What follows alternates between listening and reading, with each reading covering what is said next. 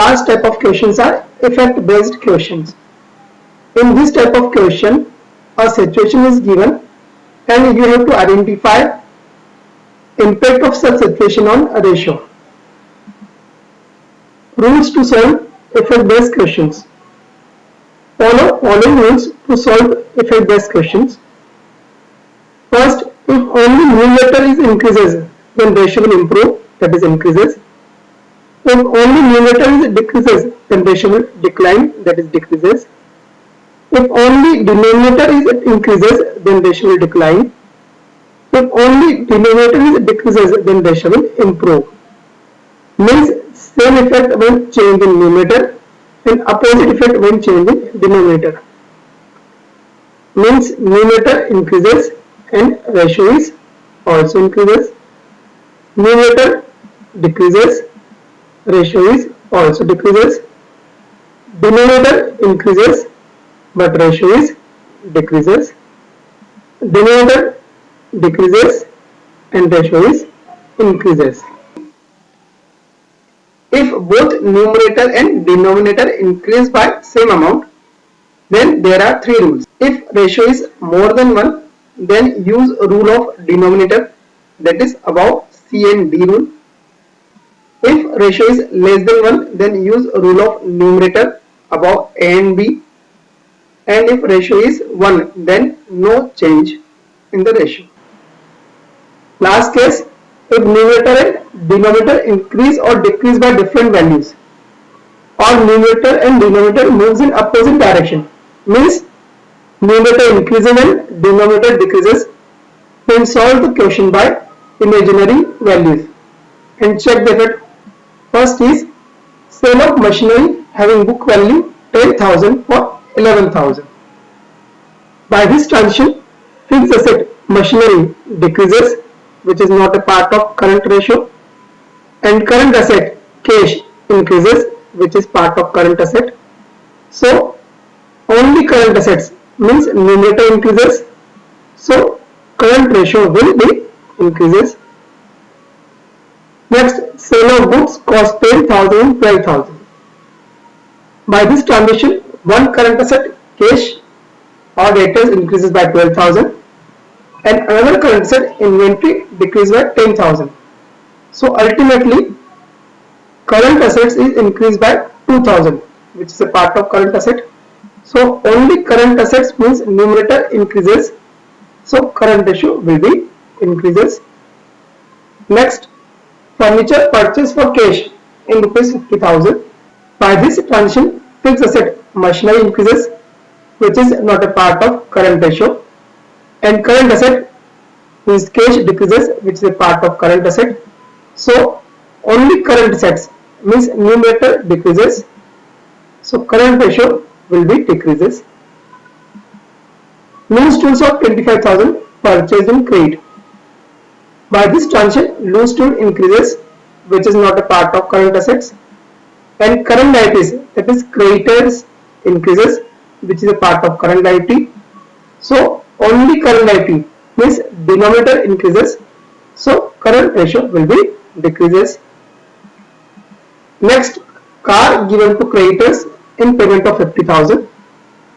By this transition, fixed assets car decreases, which is not a part of current ratio, and current liability creditor decreases, which is a part of current liability. So only current liability means denominator decreases, so current ratio will be increases. Next, received a check from debtors rupees 12,000. By this transaction, one current asset bank increases by 12,000 and another current asset debtors decreases by 12,000. So ultimately no change on current asset, so no change in current ratio.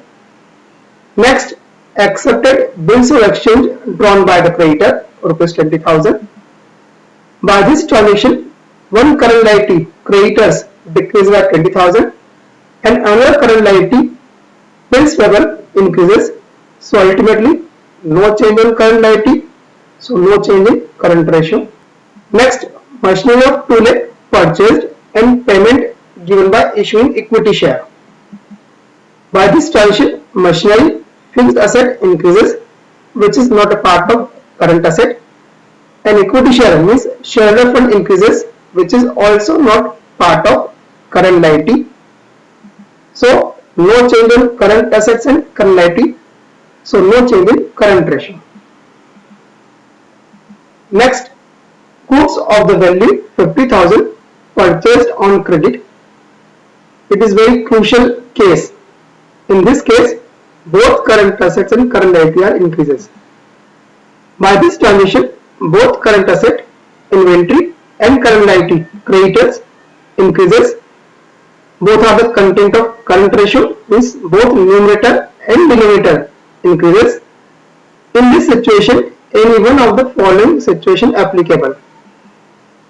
First, if ratio is given in question is more than 1, that is 2:1, means it is given in question that ratio is 2:1, then use rule of denominator, means only concentrate on change in denominator and ignore change in numerator. So current liability means denominator increases, so current ratio will be decreases.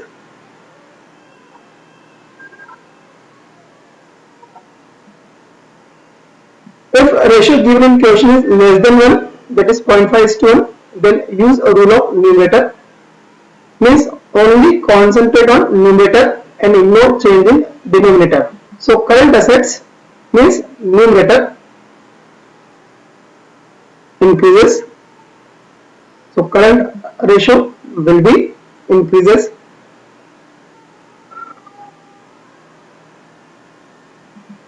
And if ratio is 1, then there is no change on the ratio. Last case, paid to creditors rupees 50,000. By this transition, both current assets, cash or bank, and current liabilities, creditors decreases. Both are the content of current ratio, means both numerator and denominator decreases. In this situation, any one of the following situation applicable. First, if ratio given in question is more than 1, that is 2:1, etc., then use rule of denominator, means only concentrate change in denominator and ignore change in numerator.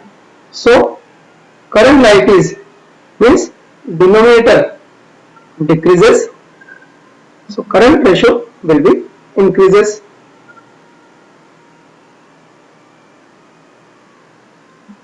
Next, if ratio given question is less than 1, that is 0.5:1, then use rule of numerator, means only concentrate on numerator and ignore change in denominator. So current assets means numerator decreases, so current ratio will be decreases. And last, if ratio is 1, then there is no change on the ratio.